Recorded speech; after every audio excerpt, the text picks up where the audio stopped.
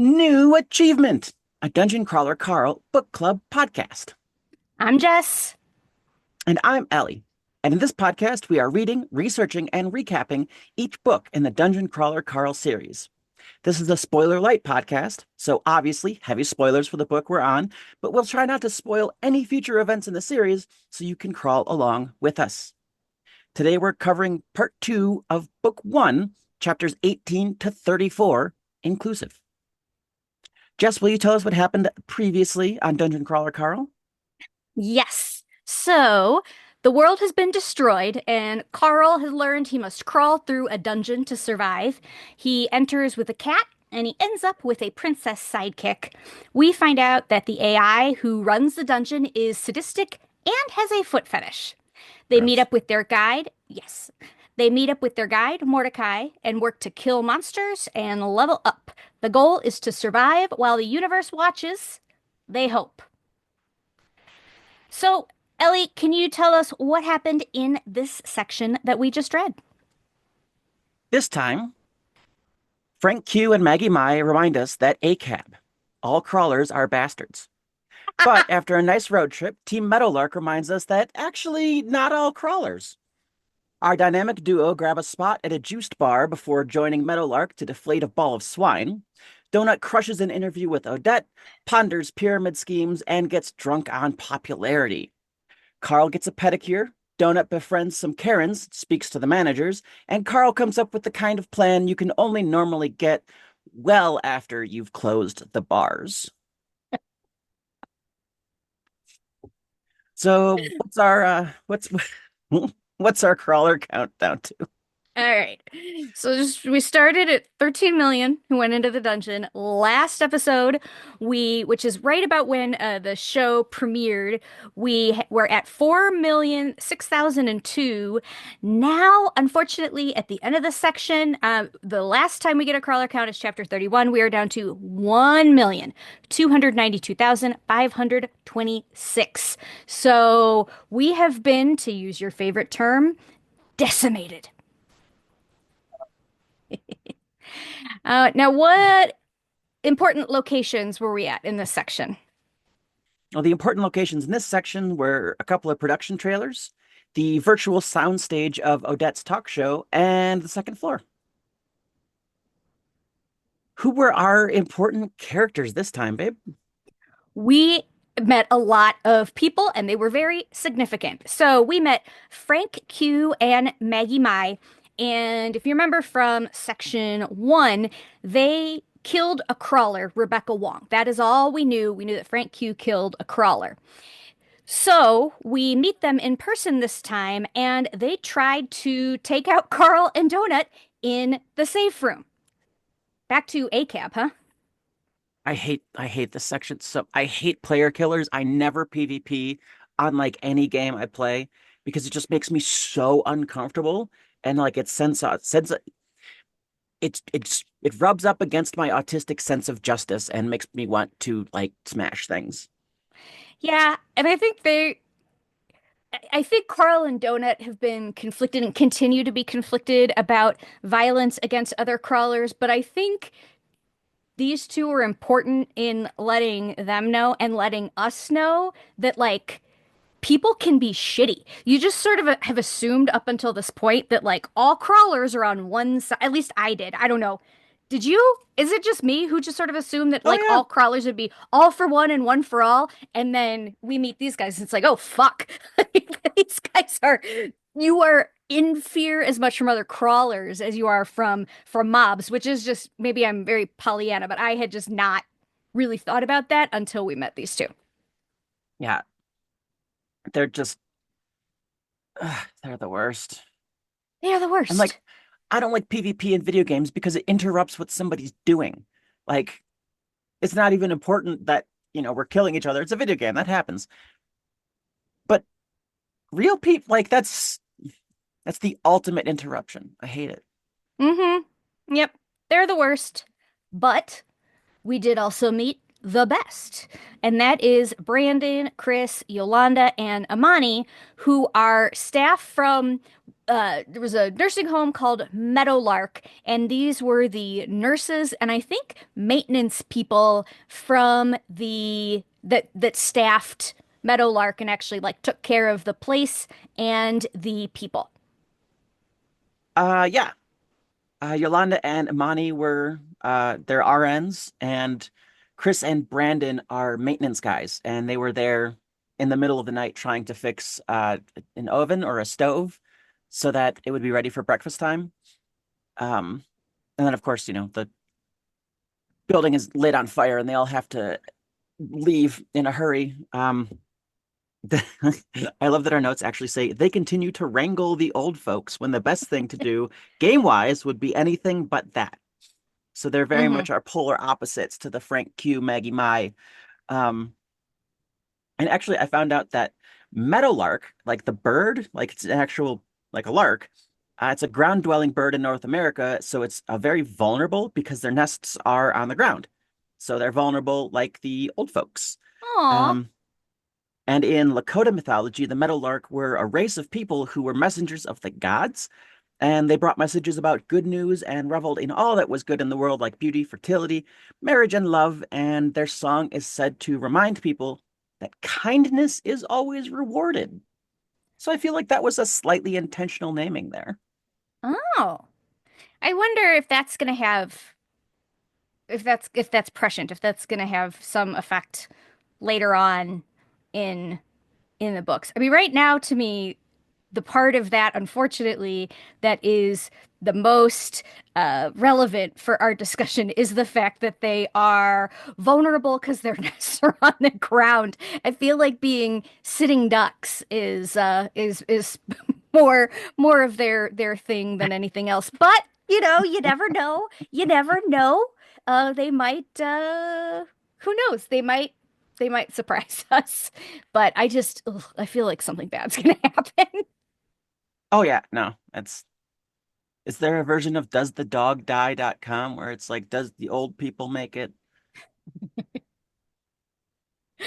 And and if they do die, I hope it's like swift. Because they're so old and sweet. It's like I just picture like my great grandparents, you know, like they deserve to, at this point to have good deaths, not, you know, I don't know, to be wrapped around the fist of a, you know, of a Gorn or something. So I don't know. We will see. Different We will see. franchise, different franchise. Yeah.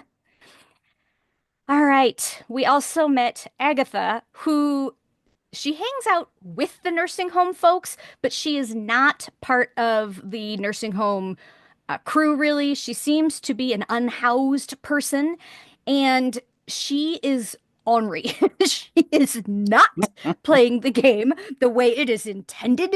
She has not gone through the tutorial. She's pushing all of her shit around in a shopping cart with an IKEA bag, and she is just generally like she's cranky. She's old and cranky and just is that she doesn't give two shits about anything. She's a chaos agent, definitely.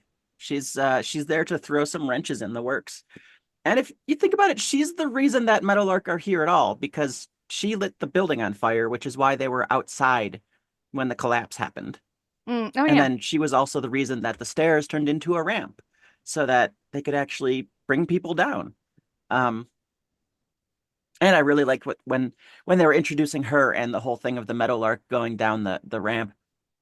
Brandon mentions like when they gave that warning of like there's 20 minutes left, like we weren't there for that, and it's really not important that we weren't there for that. But I like that he mentions it offhand, like, oh, of course you knew about this thing, because it really gives that like verisimilitude of the world, you know?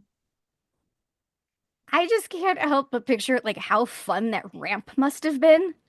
Like, whee! I just picture it like a spiral, you know, like the wheelchairs going down. That sounds fun as hell. So, you know, it probably It wasn't was a all that exciting. spiral?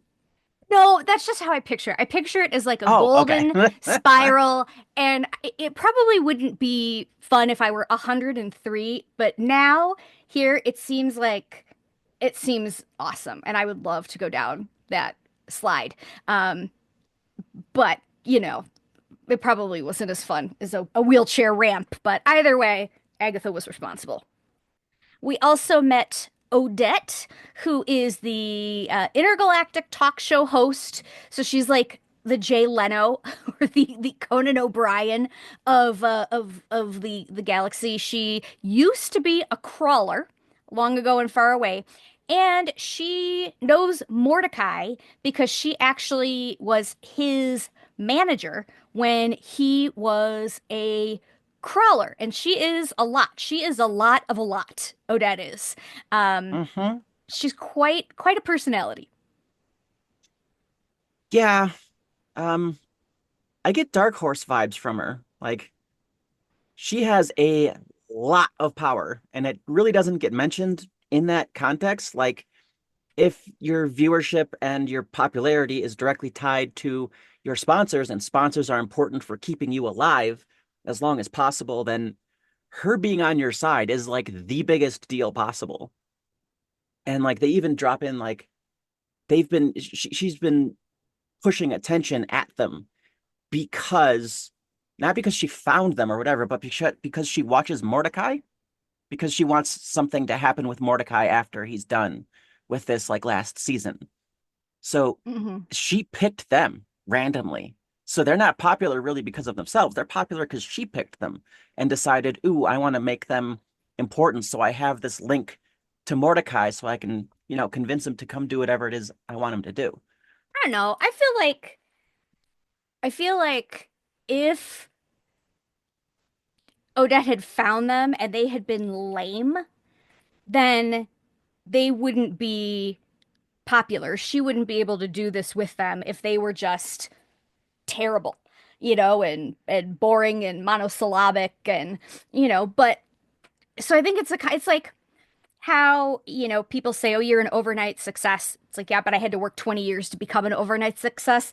I think it's just Mm-hmm. a question of being who they are and being ready when the chance happens upon them. So, yeah, Odette found them and spotlighted them, but they had to be them in order for their popularity to really soar. I don't think she could have made them into what they are on her own. It's a really good point. Yeah, she seems to be an ally. I see what you mean about Dark Horse. She does seem to be an ally, and her reasoning is, she talks about Mordecai and then she talks about money. I just, I don't know how much to trust the information that she gives. Like she gives it, but, is it good? Should they follow her advice? So far, yes, but I don't know. I mean, they really don't know anything about her. They met her for a 15-minute interview. Like, are they just, I guess, any port in a storm? Any information they get right now Mm-hmm. seems to be good information and helpful, but I'm just afraid that she's going to give out something that is totally biased or that they shouldn't follow, and they're going to be led to their doom, or that she's self-serving, which right now her interest aligns with their interest, but will it continue to align with their interest? Or is there somebody that's going to be better that comes along? Mm-hmm. Yeah, and the first thing that we actually learn about Odette, the first thing that we see her do that isn't on camera, is she lies to someone for her own gain. She calls Lexus Plexus on purpose and then tells us that she was just manipulating that person. And Lexus has that job because the previous producer was mauled by one of the dogs that Lucia Marr has. Um, That's why she calls her Plexus. I caught that, like the Lexus Plexus thing, and I even went back into Matt Dinniman's Patreon to see if it was Plexus in the original text, and it is, but I did not make the connection that that was her forgetting the name, even though she said it out loud. Good catch. I was oh, she's not curious forgetting the about name. that. She did it on purpose. She was Right, calling her the wrong name acting like. because yeah, she's manipulating her through direct lying, even though she knows better. Speaking of knowing better, let's move over to Tarantino Corner, Hmm. our ongoing segment on what weird foot stuff the Dungeon AI is up to. So we got chapter 30, new achievement. This little piggy went to market. Oh yeah, baby, you have killed more than 5 opponents during boss battles using your bare feet. You are making Daddy very, very happy. Reward? You've received a platinum shoebox. We're not getting impressions this week. My voice is shot, but That's that's so that's so uh, disturbing. it's so gross. It's so Uh, gross. and I think so. I think this is in the Platinum Shoebox, the Enchanted Hmm. Pedicure Kit of the Sylph. This kit contains 12 essential items for proper foot care. The magical enhancements of this item may only be imbued within a safe or personal space. Warning: all of these enhancements require you to remain barefoot. Why? Because you know why. Again, we're not foot fetish shaming. But you got to admit, the way the AI does the foot fetish is creepy. Is It's creepy. creepy. It's Hmm. creepy on purpose, so we get to make fun of it. It's fine. Yeah. Plus, they're not. He's why is he a he? He's a program. All right. So I actually looked at this and because I couldn't place what a sylph was. Oh, like Um, pedicure kit of the sylph. yeah. So a sylph is it's a tiny fairy, but they're mortal. And they're known for wearing gauzy, kind of sexy clothing and being very curious and exploratory and being fragile. So think like the Cottingley fairies from like the early 1900s, where I don't know what that is. it was a hoax. Oh, They that's right, the photograph. Okay, the got it. photographs of the little drawings of the fairy next to the little girl and like what's his name? Arthur Conan Doyle really thought that they were real. And it was a major point of contention between him and Houdini, because Houdini was like a hardcore skeptic, and Conan Doyle was like a woo-woo, let's go to seances and stuff. And Mm-hmm. then like he finally convinced Houdini to come to a seance, and Houdini said he wanted to talk to his dead mom. And the Right, but first thing then, the medium did was draw a cross on the top of the thing. Houdini was Jewish. yeah, And that was enough to piss him off so hard that he became like a Dawkins level skeptic for the rest of his life and really thought less of Doyle. yeah. Um, but going back, so they're like the Cottingley fairies. They're like a slutty Tinkerbell. So from like from the point of view from the AI, Carl is this kind of sexy little creature who's like curiously exploring a new world, but also like incredibly fragile. Um, they're associated with love and sex in a lot of cases. They're often like a dwindling race that's facing its own extinction, like the humans of Earth. There is kind of a genre of porn with this dynamic with Of course there is. Of I mean course Rule there is. 34. Um but it's giant slash tiny, or sometimes it's called micro slash macro. So that's a thing because of course that's a thing. So if we go a little bit deeper, the sylphs were actually said to be the offspring of nymphs, who are like the You fey said, embodiment of what? sorry, you said deeper.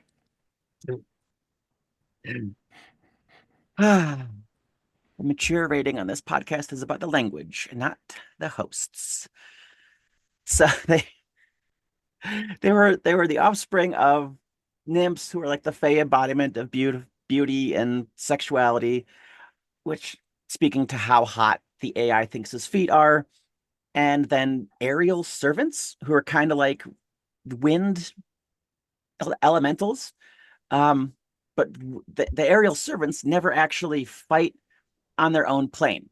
But if they do get like summoned or like, pushed to another plane, like Carl in the dungeon, they fight with their supernatural strength using their bare hands, like Carl. Oh, So basically, Carl is a sylph to the AI because he's tiny and sexy and fragile, um, and spends the rest of his life traveling and exploring. Okay, let's get right. very far away from that. So Carl is a lolly porn. Oh God, Carl is Tinkerbell. If you stop believing in him, he dies. Yeah. Everyone clap for Carl. All right. Let's let's move on. Let's move on. Okay, okay, okay. Yeah, let's do our favorites. Jess, what was your favorite achievement? All right, in chapter 19, we get new achievement. You monster! You have killed an infant! An infant! Okay, okay. Unless you're a complete psychopath, we know you probably didn't wake up this morning and tell yourself, today is the day I'm going to slaughter a child. Well, let us put your mind at ease. All children mobs who die within this dungeon don't actually perish. They're transferred to a holding area where they're safe and treated nicely and gently until they can be reunited with their loving parents at the end of the season. Feel better? Good. Reward? Those past 20 seconds when your conscience started to ease, that was your reward. It was also a lie. That baby is dead, and it's dead because of you. You're totally going to hell. Oh God. I love this. And again, as I was researching the book, the very little, negative stuff out there about Dungeon Crawler Carl, like specifically highlighted not just killing babies, but like this passage. And this is something I cackled at. Oh, it's Um, hilarious. it's hilarious. So yeah, it's a good litmus test for the series. But yeah, it's dead because of you. Oh, Jeff Hayes, just excellent delivery for listening to the audio, which I do recommend. Chef's kiss. Just fantastic. Well, mine is also chapter 19, and right after that one, new achievement, war criminal. You have killed more than 20 non-combatants in a single attack. Question: what's the only thing standing between an innocent child and a happy, fulfilling life? Answer: you. The answer is you. Reward: you've received a gold assholes box.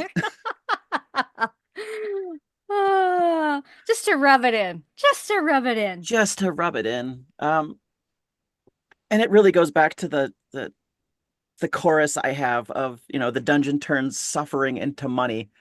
That like both of these achievements are like low-key psychological warfare to make crawlers hesitate before just killing things, even Mm. though that would like benefit them on like a game level of just like kill everything that moves. Just move forward. So it's making them kind of suffer, which I guess makes for better TV. Um, because otherwise you end up with just a bunch of psychopaths just raffle stomping their way through the entire dungeon with reckless abandon and glee. So, yeah, no, that's kind of fucked up. Well, I think it's worse because Carl and Donut already have this predilection for bonding with mobs because that's one of the things that Donut can do with her high Charisma. charisma. And we see that in the section when they're like bonding with the Laminac fairies just to to get them, where they want them. So if they've already got this sense and this growing sense that mobs are people, then just the fact that they have babies, I think anybody would be affected by the babies, but I think Carl and Donut are especially sensitive to the babies. Well, at least Carl is. Donut didn't seem to give a shit, but Carl is extra sensitive, and I think that is just the AI has set him up to be that. Well, cats will eat their kittens sometimes, so, well. Oh, Wait, do yuck. cats do that? I don't know. I was just wondering. I know like guinea pigs do, and I think Yeah. hamsters do. Well, I know that because of The Simpsons. Mm. As where we should take all of our factual information is from The Simpsons. I'm a millennial. Yes. That They've is how been I right know so far. about that's how I know about most of adult world. Okay, That maybe I ex don't know that much about adult that world. explains so much about our relationship.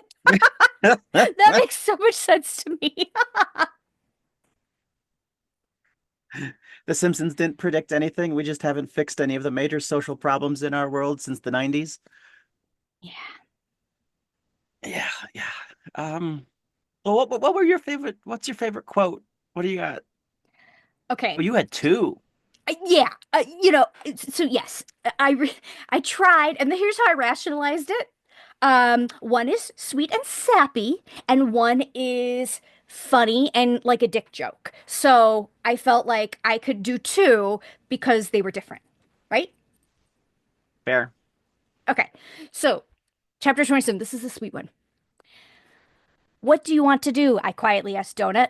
Whatever do you mean?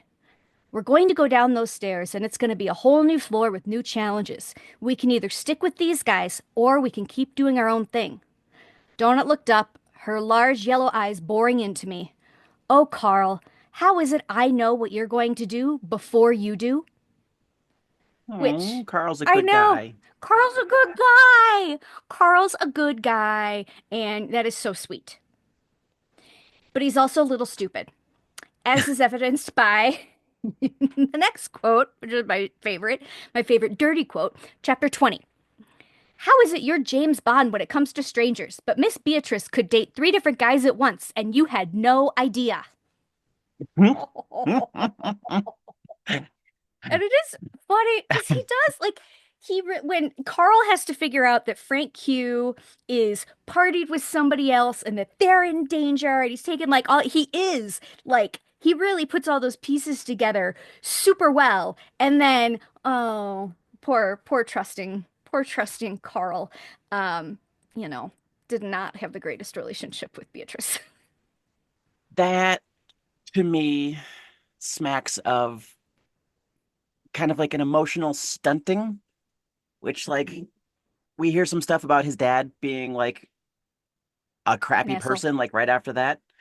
Um, and how he like left him alone in the world. So yeah, I think it almost feels neurodivergent coded to me because the dungeon has rules and the dungeon has logic, and you can play inside those means and you can tell what other people are thinking and doing based on those rules. But like real life and emotions and like relationships and like no one gives you a guidebook for that. Like, Well, and it's easier to trust, in my opinion. Like, suspicion is exhausting. It's easier to trust. And Carl just doesn't have he doesn't give any thought to the fact that he should be suspicious of Beatrice until he gets a fucking picture of her sitting on some guy's lap on not some guy, vacation. her An ex-boyfriend, who ex. she went on So, vacation with.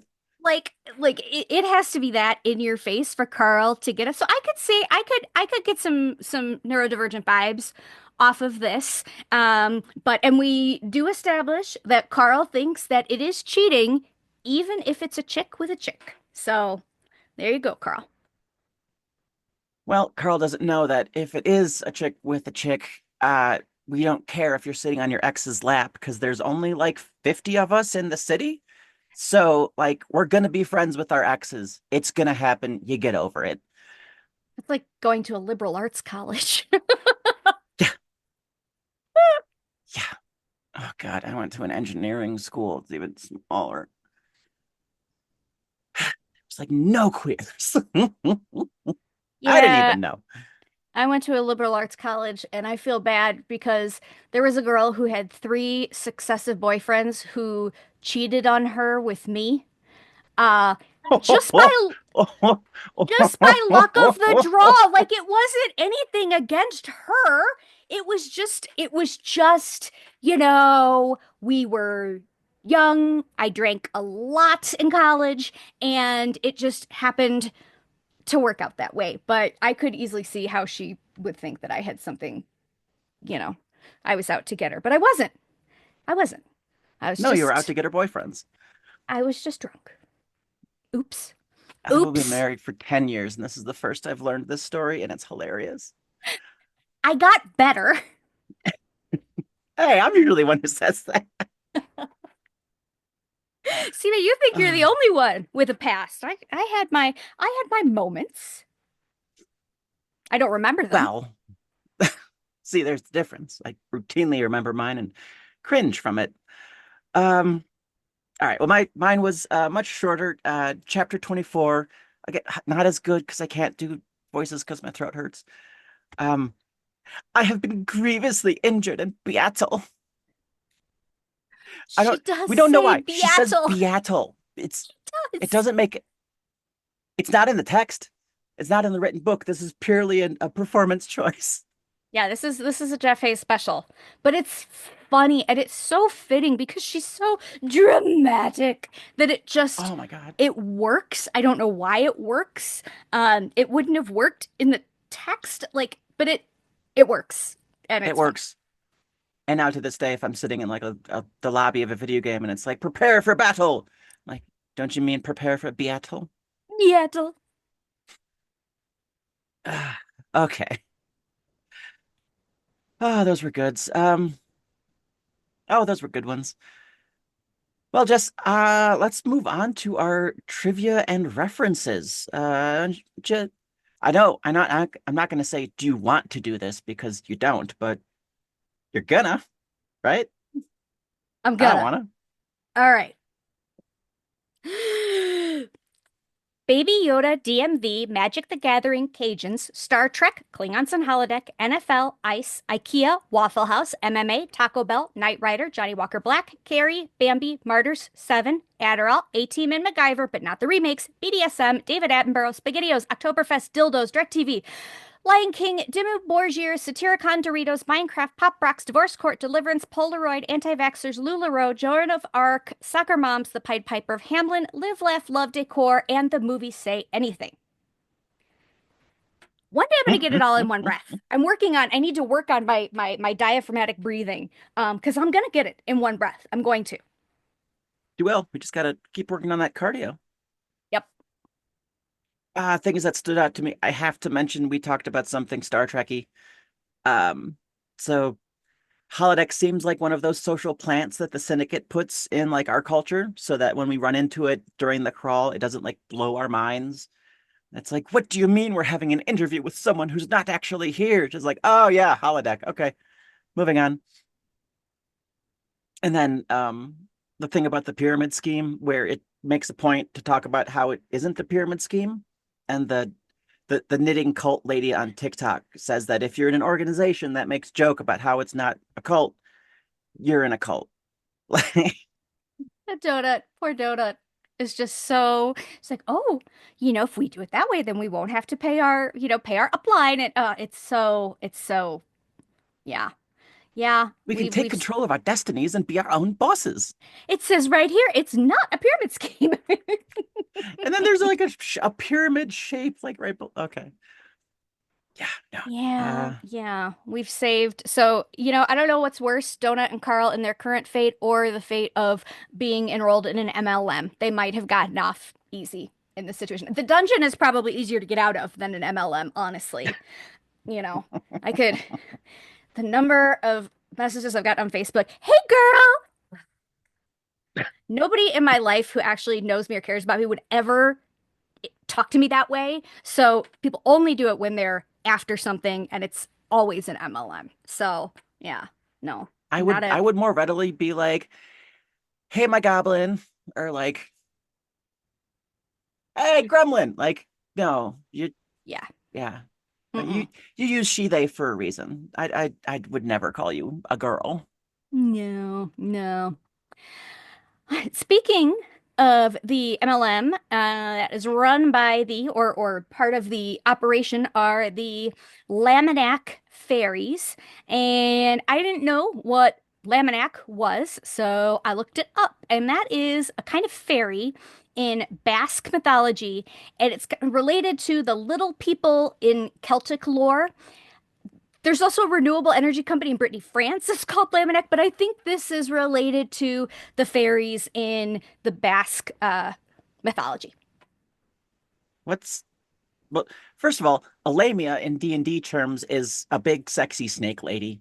So, I mean, maybe not necessarily sexy. That's just the end of the internet that I always see, man. And that is, Laminac can be a plural of lamia, so that could be related. Hmm. And what's Basque other Oh, than what snakes do on rocks? this is Basque, and it's like a French Spanish region. Uh, they speak Basque, and I did not know this, but their mythology is very nature related, which makes sense when they said like it's related to little people in Celtic lore. There's like a similarity in that there's everyday life and there's just supernatural beings that just happen to like be around and they're just part of everyday life. So that is the Basque region and the Basque people. Huh. Wonder if that's an ignorant American thing. I don't I know. don't know. Never heard of it. Now you have. Next we got oh, Cluricon. You were gonna tell us about the Cluricon. I What the did hell's a not know Cluricon? Cluricon either. There was a lot I didn't know in this section.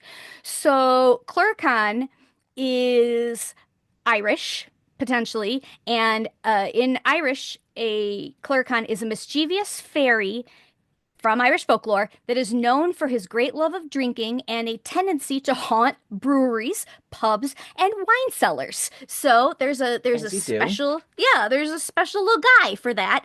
He is related to the leprechaun and sometimes gets conflated with him as a shoemaker and a guardian of hidden treasure.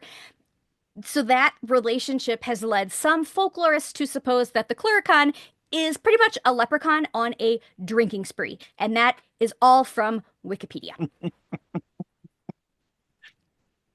So I guess it's after St. Patrick's Day. So I yeah, imagine wasn't that's that what all last the weekend? leprechauns are doing. Yeah, yeah. So I think Yeah. that that's probably what all the leprechauns are doing now. They've been out for their holiday and now they're out getting wasted. Nice. Mhm. Well, speaking of wasted, let's move to gratuitous violence. Sections or passages that were exceptionally gross or gratuitous. Because apparently this is a horror book. Will never not be funny that I didn't notice. So, chapter 32. Then it went to its knees and started taking apart one of its companions. It reached into the stomach and just yanked a line of intestines out like a magician pulling streamers from a hat. They just kept coming and coming. The zombie groaned with an almost sexual pleasure. I felt a twinge of sickness gurgle in my own throat. Yeah, that's really gross. Which is both the quote from the book and how I feel. Yeah, that's really gross. Yeah, Ugh. no. Soup. Oh. Uh, and then we got a little before that, chapter 30, Mind Horrors. Their brain-shaped bodies had the consistency of a jam-filled kickball.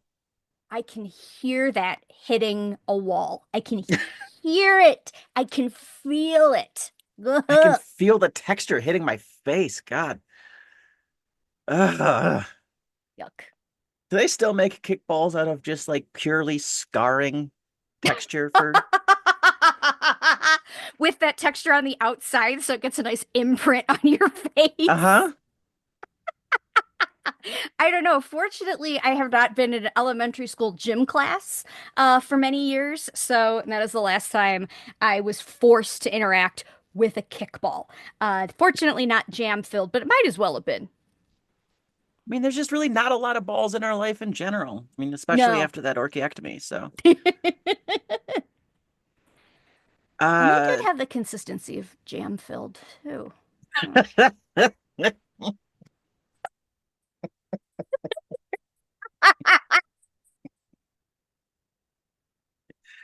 Hmm. gross. And then our last two were both from chapter 34, making rev up smoothies from the bodies of Laminac fairies. It was like shoving a Cornish game hen into a thermos. Get in there. God damn it. Ugh. You You gotta just wish you had a crunch the stick. bones.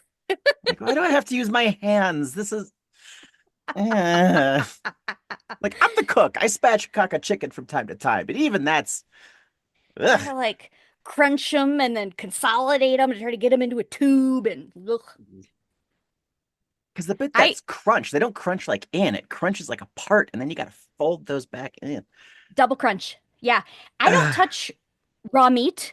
I honestly think I would have an easier time shoving the body of a Laminac fairy into the blender bottle than I would like touching raw chicken. Uh-huh. Ugh. Ugh. Well then, family, it tasted as if I'd taken a drink directly from the diseased asshole of an incontinent skunk. Like, like where? The diseased ass, every part of that.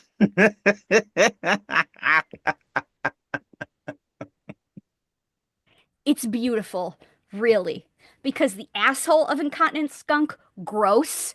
The diseased asshole of a skunk, gross. Diseased asshole of an incontinent skunk, perfection. Perfection. I love it. Ah, I love it. just, yeah, no.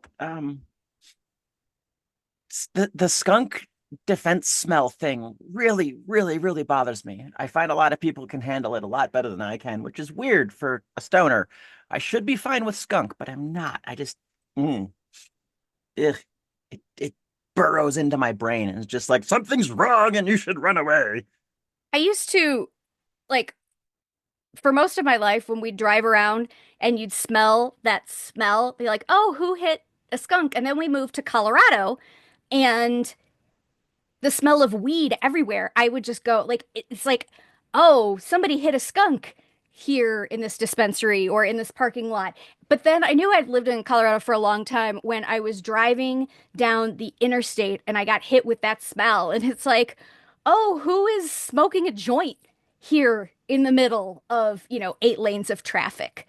So that smell is has certainly taken on a new meaning here, and I am very happy that it is not, in fact, from the diseased asshole of an incontinent skunk. Gross. Who hit a skunk here in this concert? Exactly. That's much better. That's good. It's about workshopping people. This is what marriage is for. Yep. Workshopping jokes. Workshopping. Mhm. All right. Uh all right, well let's move on to talking points. Stuff that was too big or not didn't quite fit in any of the other sections that mostly I just wanted to talk about. Um I want to point out my we were right section where they actually say out loud in this section that using Donut's charisma to gain the friendship of mobs, it means that we see aspects of the mobs that most people don't see, and it makes them more sympathetic, which is hard. Um, so called that. It's like a good news, bad news kind of thing. It's a good, I mean, they're able to use it to their advantage multiple times in this section, but, I mean, these things are already probably going to tear up somebody's soul, but to add this element into it, so it's, they're doing damage to the mobs, but they're taking damage too, like on a permanent basis from this. All power costs. Absolute favorite talking point from this entire book. Um, Mordecai talks about how the Syndicate had people here as early as like the 30s. And then he mentions like whenever that book, The Hobbit, was written. And The Hobbit and Tolkien are very much so the foundation of modern fantasy. And this dungeon is straight up modern fantasy. So as soon as he said that, I'm like, oh, Tolkien was a Syndicate plant. Um, but then we talked to Team Meadowlark, and they had to fight some dudes who were in Lederhosen. And then with Carl, they fought orcs who were in tuxedos. And they're like, weren't those Earth things? And Brandon's like, yeah, we asked our guide about that. And they said that, you know, some stuff in our culture was planted specifically by the syndicate. Sometimes they just dropped it off. Sometimes the people were a plant. Um, so that means that Tolkien was almost certainly a syndicate plant, or the Hobbit and the Lord of the Rings were syndicate works that were like beamed into his brain.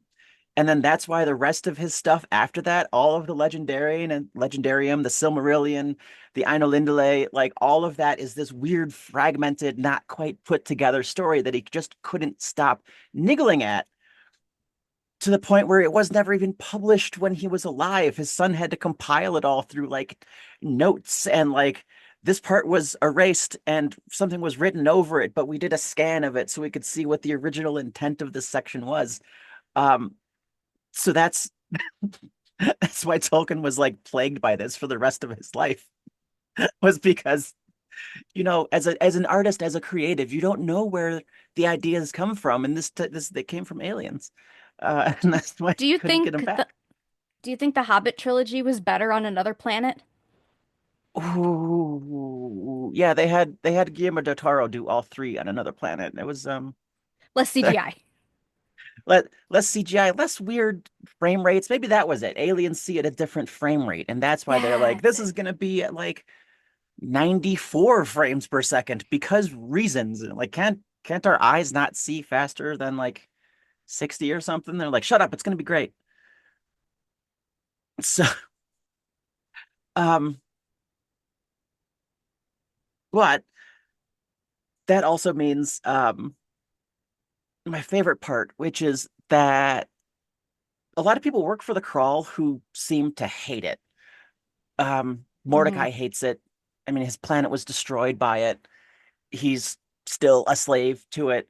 And I think whoever planted The Hobbit and The Lord of the Rings also hates the crawl because secretly, like the bad guy, the bad impetus, the bad idea from the Legendarium is the idea of industrialization and destroying the natural order. I mean, it was very much Tolkien coming back from his stint as world in World War One, and his beautiful green English countryside had been industrialized a lot more than it was when he left. Also, all the PTSD. Uh, so we have like this cornerstone of our culture that you should hate industrialization and the destruction of the natural world, and then along comes the crawl, which industrializes the entire natural world Yeah. into one big machine that again turns misery into money. So yeah, yeah. And then I also think that the Brandon mentions that they add stuff into our culture so our minds aren't blown by it later. So I think it's like it's a functional thing because then you go like, holy shit, is that an orc? And then it stabs you rather Yeah. than like you standing there slack-jawed and going, the fuck is this pig thing? And then it stabs you. Like it's funnier and it's better and it's more entertaining, if you kind of know what's going on. Uh, so the same way it's not fun watching crawlers starve to death. It's not fun watching bewildered, wild-eyed, seemingly ignorant and innocent people just get ground into goo by things they don't understand at all. See, this is why I have always said marry a gamer. This is my best advice to people. Marry a gamer. For lots of reasons, like you always know where they are. They're not out spending thousands of dollars at strip clubs or anything. You just got to pay like $65 once every 6 months, and then Mhm. they're good to go. Sometimes for years. So this is another reason why marry a gamer because then you've got an instant pro with you in the dungeon who can tell you what the fuck is going to kill you as it kills you. Good stuff. Yeah. See, that's what I know. That's a lamia, hun. That the big snake lady. Where'd you go? Oh, Wah I ate my wah. wife. Ah. All right. Well, I got one. Um, so we find out Odette mentions offhand that there are mob and animal rights protesters because she talks about killing a new crab every time she needs to use her crab body, and that the animal rights and mob protesters are going to be after her. So people do care, and they care in this universe enough to protest. But apparently, they are totally indifferent to the suffering of crawlers because crawlers, that's entertainment. And I guess once you slap game rules on a dystopia, people just roll with it. It's kind of Yeah, unfortunately the same in real it's life. called capitalism. Like people right now will obsess over like paper straws for turtles, which I won't even get into like how ridiculous of an environmental campaign that whatever. They obsess over things like that, but totally ignore messy, systemic suffering of actual humans, even if humans are right next door. That's not enough proximity to engender caring in people, which is gross. These people see crawlers as characters on a TV show, not reality, not real people. They they kind of other them to the point of indifference. And it's like how people now can see horror on the news. And since it's not directly affecting them, it's abstract and far away. Those aren't people. Those aren't worth protesting and caring about. They don't have empathy unless it's something that physically touches them. I'm sure all of these, people would be crying murder if they were plopped into the dungeon in the same situation. And unfortunately, it's like people today, people who are anti-gay rights, anti-trans rights, until it's their own kid that they're talking about or themselves that they're talking about.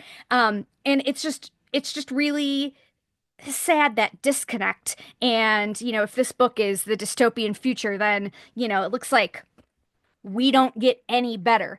But I would like to think that there's a universe where you don't have to have physical contact or be the thing for you to be able to care about the issue or the people. Yeah. Well, part of that is not necessarily all of our faults. So, like the plastic straw things, the idea of recycling and the entire concept of a carbon footprint is straight up propaganda that was put out by the companies who would actually have to change what they were doing and lose money to actually make a significant amount of change. Yeah, So, Coca-Cola started recycling because people gave them shit about their bottles. because And it's cheaper to go from glass bottles that are reusable to plastic bottles that are one use, and they knew recycling that does nothing. Mhm, Almost nothing uses recycled anything because the plastic degrades way too quick. mhm, Um, Big Oil came up with the concept of a carbon footprint, knowing that if every single fucking human on the planet reduced their carbon footprint, it would do nothing. Nothing. It was the oil companies who had to do something, and by do something, I mean die. So a lot of that awful is like made on purpose because pulls mask off Scooby-Doo villain. Old man and capitalism. capitalism. Yeah. Yeah, I just, it I guess right now I'm really sensitive to the fact that, I see these videos on YouTube or whatever on Instagram where they'll say, oh, like there's just one, this old Republican guy in some state, was like, I came here today to be, to speak on, in support of this whatever anti-trans initiative was happening. Um, but I heard the stories of the people, and I've learned a lot.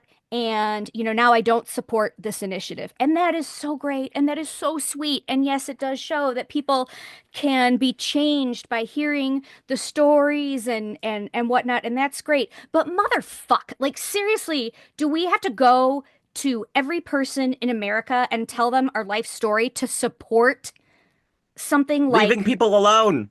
That's you it. know, Just leave us alone. just like, nobody wants a life this complicated. Nobody wants No. a life this complicated. And so it just, so that to see it in the book where they will go to the mat for mobs and they'll go to the mat for animal rights and then fuck you when it comes to crawlers, it just, it gets me. Well, again, it's propaganda. I mean, there was like 1,500 pages of emails from a specific conservative think group that wanted to go after the gays, but that didn't work because we got Facebook around the time of like gay rights happening. And people like, oh, look, I actually know gay people. And so they're like, well, what else can we do? Trans people. Okay, there's like Hmm. 1.1 million trans adults in the United States. In a country of 350 million people, there's It's like like a million 1%. of us. Yeah, and they straight up outline the plan and the steps, which is go after trans kids in sports because that's unfair. And it's that whole boys and girls can't be in the same place thing. And then after that, it's trans healthcare for youths. And then it's trans healthcare for everyone. And it's trans people in bathrooms that don't align, and then trans people in schools, and then trans people in a, a business that might have a child in it. And they have followed these steps exactly. And me and just every other fucking trans person in the world is just sitting here going, oh, okay, there goes that one. Like I'm watching Godzilla walk the fuck towards me and just like, oh, there goes that building, still walking towards me. Oh, there goes that building, still walking towards me. Um, and it's because, again, propaganda. They came up with lies about trans people abusing people in bathrooms. That doesn't happen. It never happens. And pardon me for sounding all crazy feminist, but it's an obsession with the penis. And you as a trans person, you can't go assault somebody in a bathroom because the first thing that happens when you go on feminizing hormones is your dick stops working. Hmm. I literally So can't. that's why the whole thing is ridiculous about trans athletes because I know, like, I used to love having somebody big and strong around to like lift TVs and move boxes and things. And that was the first thing that changed. I think the thing that has changed the most in our lives since you came out as trans is the fact that now I have to pitch in when it comes to moving heavy shit. And I don't think that's right. It's Um, very transphobic. but It's mean the people of the have, universe. yes, but the hormones so change trans people's bodies that now they have totally a total mismatch between their muscle mass and their skeletal mass and things like that. And it really puts them at a huge disadvantage when it comes to sports Mhm. and competition. And it's like all you have to do is know a trans person for that to make sense. Because it's just it All you is got to know, ridiculous. all you got to know, in several states, trans kids' sports bans were passed with large, large margins, and then they couldn't find anyone. There were no trans kids playing sports. There were no trans femmes playing volleyball. It wasn't a thing. It's not a thing. There are not that many of us, and we're not doing anything. But yeah, no, we eat children or whatever it is, and you see it. You can see it in some people's eyes when they walk past you because you go, "Oh, that person believes I eat children." Okay. I have one more, and this may be an unpopular opinion. I found areas of this particular section to be kind of boring. I was doing, a Mm-hmm. chapter by chapter summary, and there were some chapters where it was like they thought about the thing. It just some parts of this section dragged a little bit. I think there's a lot of the mechanics of opening loot boxes, getting spells and abilities, some longer inner monologues about like Carl's past, their grinding. And I mean, even Terry Pratchett's first book in a series, he said it sucked, essentially. Mm-hmm. So it's very common for the first book in a series. You've got the world building, you're setting the ground rules. I think it's also common for an author of a series to kind of get a hold of the pacing of their own story as they go. Like they kind of have to learn, I think, about the characters and how the characters go and how the story moves, and that just gets better and more natural as the series goes on. So this section for me wasn't as exciting as the rest of, the last section, I think, or even, the rest of the book might be. Um, but considering this is a very minor criticism, considering how much I absolutely love this book, I do like the scene with Odette is one of my favorite in literature, I think, and it makes me really excited about the rest of the series and where things are going because it's like if this is the worst, then oh my God, because it's great. But I did think this section was not out of all the things we're going to cover, I thought this was perhaps not the most entertaining in areas. Yeah, it suffers from world building itis. Hmm. Uh, yeah, the Terry Pratchett's first Discworld book, The Color of Magic, there's this like I think 2-page long footnote Hmm. talking about how the disc has 8 seasons and like explaining it all out. And it's like this is somebody who sat and thought about something for a good long while, and now wants to show you how clever he's been, that he figured out how seasons would work on a flat, round world. And it never comes up. It never comes up a single time In like throughout the 42 rest of the books. 42 books. Yeah, 40. Like, I have no trust idea me how on many there are. this. There's a lot. There's there's 42. But in Um, none of the, however many there are, they don't ever talk about that shit ever again. no, I think once Spindlewinter gets referenced. Um, but that's it.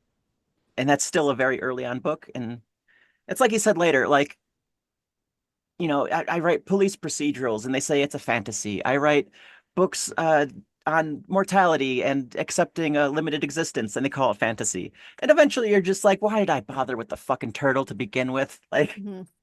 Well, what's interesting, I think, about Dungeon Crawler Carl is, it's lit RPG. I know that because it says it on the cover. But and they've got the elements of the lit RPG, the leveling, and when you do see criticisms of lit RPGs as a genre, a lot of the criticism comes from the fact that you have so much minutia when it comes to abilities and leveling, and it's often repeated because they'll frequently essentially read a character sheet from top to bottom, and that can get very repetitive. And I don't get that in Dungeon Crawler Carl. Yes, we do talk about levels. We do talk about abilities and leveling up and grinding, but we don't go through some of what's common in other series. Again, where you're just reading, it's like the first day of a new D&D campaign every chapter in some of these other books. So a common lit RPG criticism I don't think applies here. But yeah, this section dragged for mhm. me. And but again, it's still fantastic, and I think if this is the floor, then I can't wait to see the ceiling. Yeah, it reads just much more like a novel. Like it's a novel while someone is wearing like VR goggles, basically. We really don't do a lot of menu stuff, and if it is, we're using the menu to find something specific, and we're Mm-hmm. being very light about it. Mm-hmm. Like he's got an entire interface that shows about, how he's injured and in what areas is being healed first and prioritizing and whatever. One sentence. And then we talk about it like once or twice where he looks at it and is like, oh shit. And that's about it. So it's really, really well restrained, I think, in that sense, where it's almost like incidental that it's a lit RPG, Mm-hmm. just because Yeah. it has RPG elements to it. Mm-hmm. Um, I think similarly, we get we get Brandon being the guy who speaks on behalf of Meadowlark rather than like one of the nurses, just like how Carl is our cipher like for the audience, because Brandon is going to talk about the old people the way that like a normal person would talk about old people. So he says like they can't move so quick rather than like Mr. Jenkins has limited mobility. Like, well, what does that mean? Does that mean that Mr. Jenkins has a hard time putting his arm up over his head or like Mr. Jenkins could up perambulate. yeah. Mm-hmm. It's like, oh, they don't move so fast. Okay, so like walkers, like wheelchairs, like a cane, like just an old guy who moves real slow. Okay, I get it. I get the gist. Um, and then just Meadowlark, just like as an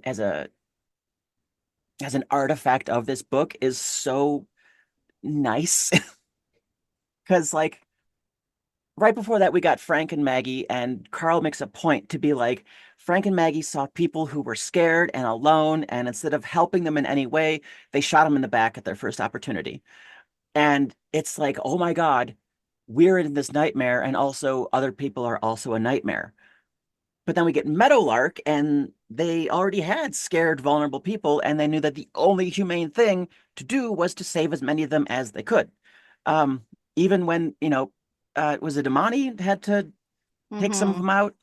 Like Yeah, because they were gonna get that set was on a that fire. was a that was a mercy killing and an act of charity. And like all charities, it cost the person who was doing it. It cost Imani. She looks fucked up and scarred and has all of these skulls, and she's the only one with skulls because she's like, I will do this. I can handle this ish. She's been an RN at an old folks home. She's seen death, and she's probably helped a few people by, tweaking that morphine drip a little bit.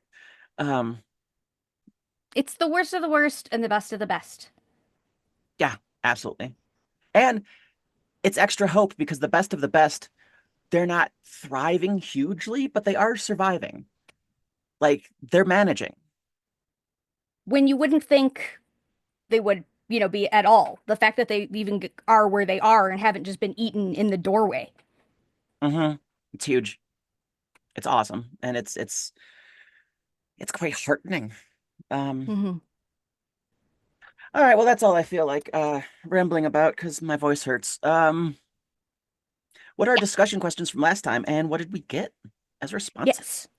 So, if you remember, last episode, the question was if you could have one dungeon item or ability, what would it be and why? And some of our favorite answers that we got were fast travel to bed from wherever I am, immediately puts me in PJs and tucks me into my nice warm bed, uh, which I like, which I like. We got purse of holding, which I feel like I kind of have. I would be nice if my purse weren't 30 pounds, but purse of holding is good. And then last we have a Roomba, but a Roomba who does all of your housework. And I think that would be pretty stellar. So those are the dungeon items or abilities that people chose. And we have a new question for this week. And remember, you can email us your answers or comment on any platform that you listen or watch us on. So this week's question is Odette's show a watch live or a watch later, and why? So is Odette's show a watch live or watch later, and why? And what's your answer to that, babe?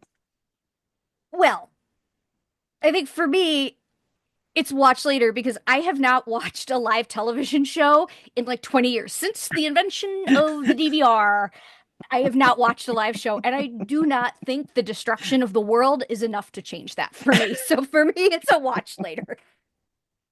How about you? I gotta go live. Um, Why? because well, that way I can like live post about it on the Martian social media. Yeah, you would do that. Yeah, yeah. Well, send us your answers to this episode question to newachievementpod@gmail.com, or like we said, comment on any of the various platforms we are on. We will be back to you with our next episode in 2 weeks on chapter 35 through the epilogue, which is the rest of the book. Please, if you like our show, rate and review us on Apple Podcasts, like, comment, and subscribe on YouTube, rate us on Spotify, email us your comments, questions, corrections, or just say nice things to us, newachievementpod@gmail.com. Oh, God, I have to see if I can do this with a sore throat. Do you want me to try? And until next time, be sure to get out there and kill, kill, kill.